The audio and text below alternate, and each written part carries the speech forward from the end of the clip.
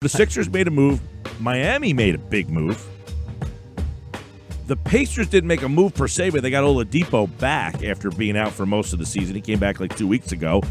Nothing in Toronto, nothing in Milwaukee, nothing in Boston. So what's the East look like now? And who's the favorite after the trade deadline? Let's bring in Mitch Lawrence, SiriusXM NBA Radio.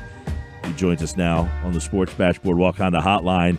The trade deadline, it was crazy. A lot of things moving back and forth, Mitch. And obviously, three teams in the East made a move. Three stand pat on this day. The Knicks changed presidents. They make a trade that might have helped somebody out west. But in the end, I will ask you this.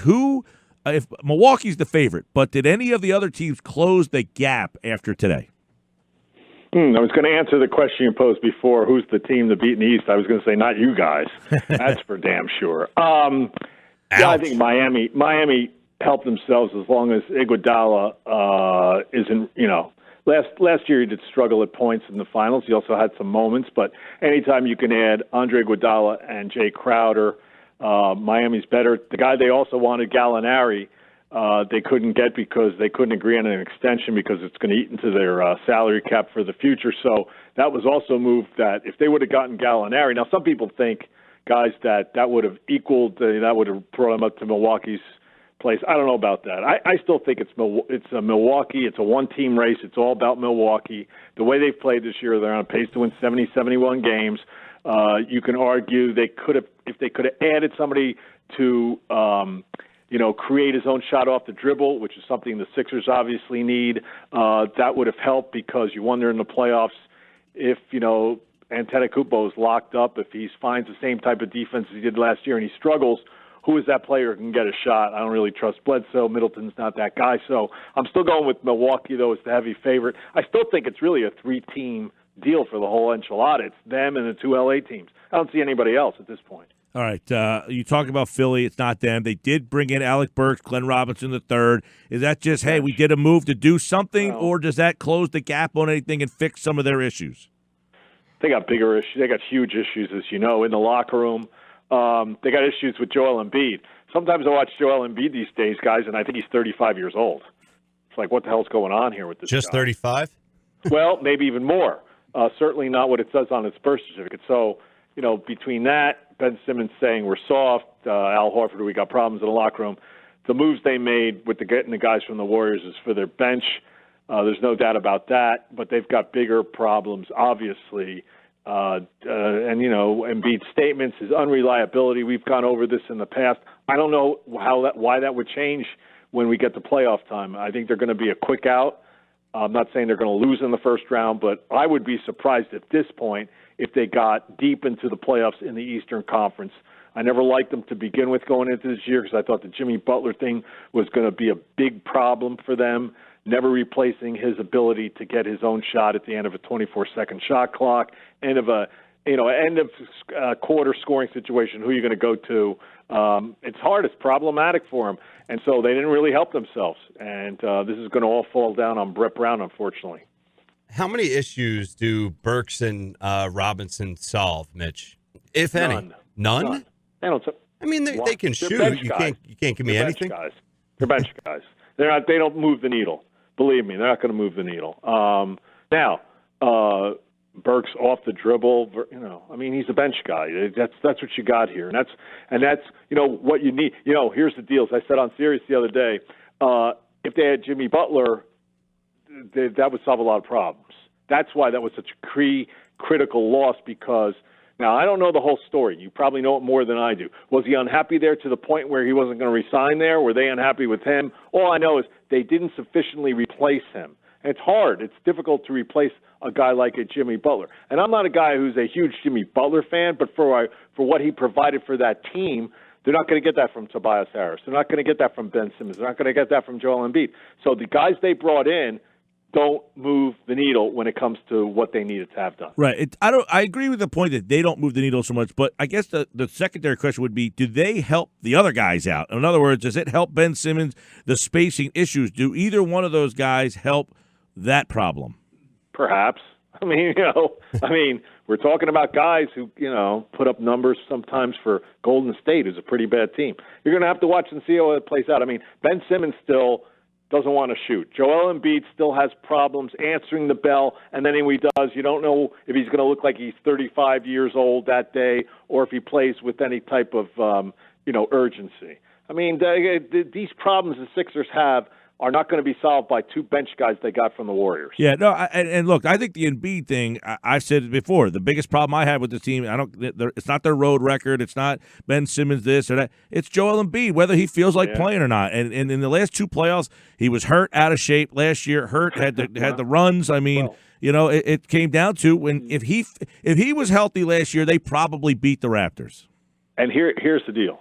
What you just said is the case for when the big debate comes after they lose in the first or second round, who to move, how to break up this team. Let's say you're going to do something with the coach, but let's say they want to move Simmons or Embiid. You'd probably have to move Embiid.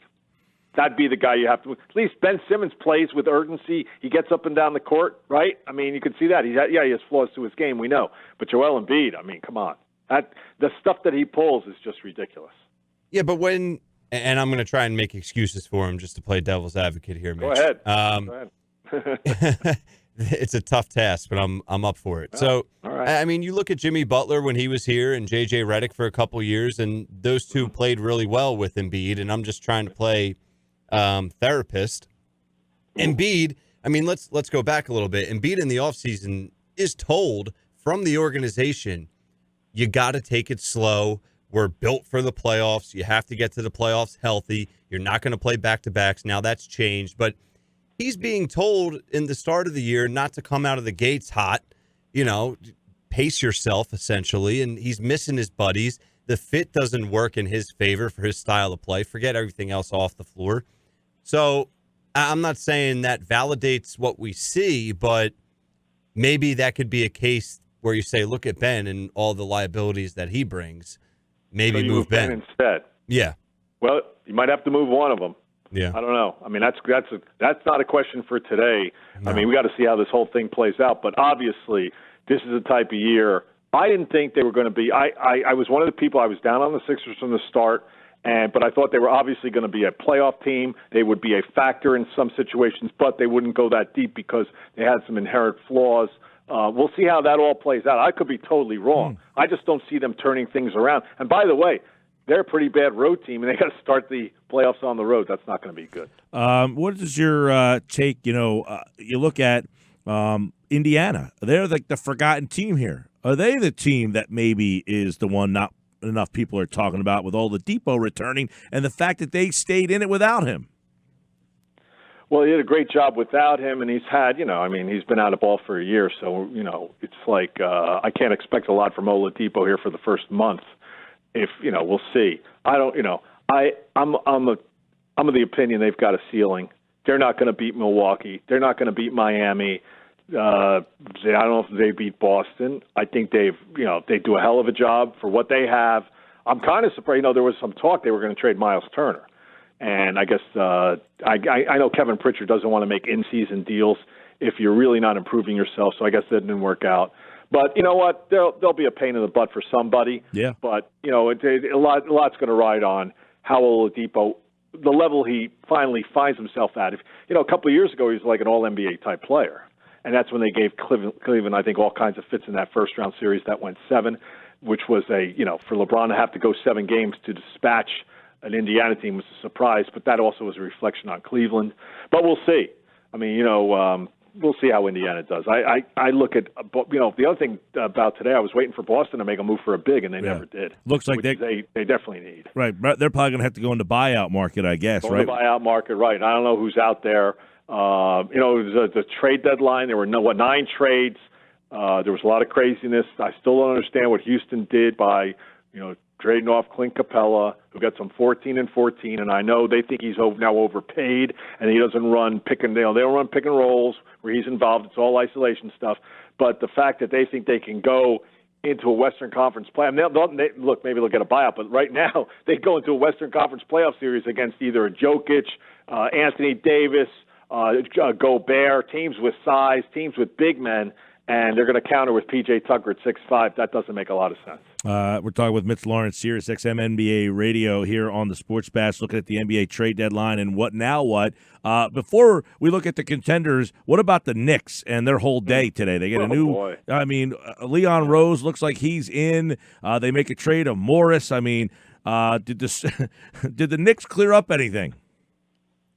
Well, look, the one thing was a lot of Knicks fans, there was a kind of a split in New York. I don't even know if it was a split, but a lot of people wanted them to get Masai Ujiri, wait, but they weren't thrilled with the idea of that you're going to have to give up compensation because he's under contract. The Toronto president, who's done a great job up there, as we know, he has another year to go. So if you wanted to bring him in now, you'd have to give up picks, which people didn't like. So now to hire Leon Rose, who I've known a long time, and he brings along, Wes Wesley. They're guys who actually I see a lot down in Philly because they're South Jersey guys. Leon Rose has never run a basketball team. So who knows about that? Who knows what kind of autonomy Jim Dolan, the owner who loves to meddle, is going to give him? He wouldn't even give when Phil Jackson wanted certain things, and that's Phil Jackson, who's obviously a bigger name than Leon. Dolan would not do that. So, there's things. I just wonder. I texted Leon. Good luck. Best of luck. But I don't know how it's going to play out. It's a whole different world. But as you know, everybody tells you about. In basketball, Bob Myers was an agent. Now, he came in. He didn't run the Warriors right away. He spent the years an assistant GM. And you also have Rob Pelinka of the Lakers, who was a famously Kobe Bryant's agent, along with other guys. But under his watch they got LeBron. But LeBron was going to be going to the Lakers if I was the GM there. It didn't matter if Rob Pelinka was there or Magic Johnson. LeBron wanted to be a Laker.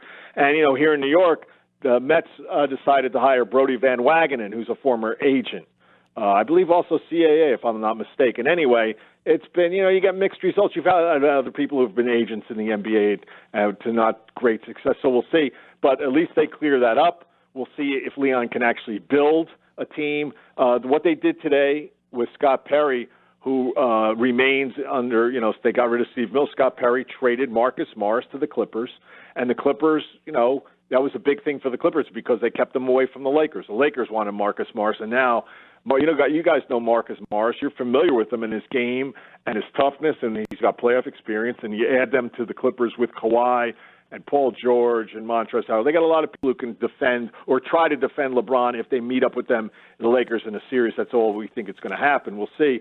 And they also got a future number one pick like next year from the Clippers, which will probably not be very good. And then we'll find out if Leon and his guys are good at drafting. So the Knicks fans today. Oh, and the other thing was that James Dolan just recently, in the last 45 minutes, guys sent out a statement, a press release saying, Leon's got to clear up some stuff. He didn't mention him by name. He says, we're going to bring in a guy to be the team president. Leon obviously has to divest himself of being in the agent world, whatever process that is. So he couldn't announce that. But he also said, I'm not selling the team, which was the big thing. What was it, last week when the fans were so upset after late in the Memphis game when the fight broke out and all that stuff, and they were chanting, sell the team. So nobody expects Dolan to sell the team. He's just very sensitive when people chant things that he doesn't like. You're not a good owner, sell the team. You're right there in the newspaper. He doesn't like that. He's got thin skin. That's your New York report. It's not very good. There you go. It's been like that for 25 years. Let me tell you something. Dolan's been the owner for basically 20 years, and they had a little, 2 or 3 year window when they went to the second round of the playoffs with Carmelo in 2013. And other than that, it's been basically a disaster. What move for the trade deadline, Mitch, moved the needle for you that maybe causes the biggest domino effect, whether that's for the second half of this season or even in the future? There were if you look at it, there's a lot, there are a lot of teams who were involved. There are a couple of teams like the Clippers, Denver, Houston, obviously, those teams in the West. But you look at the East, Miami made the biggest moves, and I like the move with Iguodala. I'm thinking, I know Iguodala is 35, 36 years old, and he looked broken down at points last year, but I still think he's going to help them. He's basically had 8 months off, so he's going to come in with you would think a pretty good tank of gas going, and then also Jay Crowder. I think that helps Miami, because the thing about Miami that I always wondered about, and knowing how Pat Riley thinks, he wasn't going to go into a playoff season with Jimmy Butler and a bunch of young guys who had never really played in the playoffs. And I know, isn't Dragic still there? He's had Dragic. But, I mean, the key guys for that team, the guys, and the good thing for Miami and for Pat is that, he was able to get those guys from Memphis, and he didn't give up, guys who were in his rotation. He gave up Dion Waiters, who we all know is not part of the Miami culture down there. He's combative when it comes to that. He gave up some other players. So James Johnson. I mean, so from Miami's standpoint, I think they helped themselves. Doesn't really move the needle because Milwaukee, they're still not as good as Milwaukee. And I'm telling you, even if they got Gallinari, I'd have my doubts about that. And then in the West, it goes back to what I said about the Rockets and Capella. It's a baffling move for them.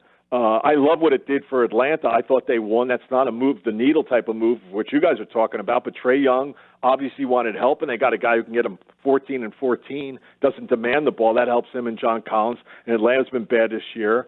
And then they, for some reason, got some other big men, which makes no sense. And then, the Clippers getting Marcus Morris.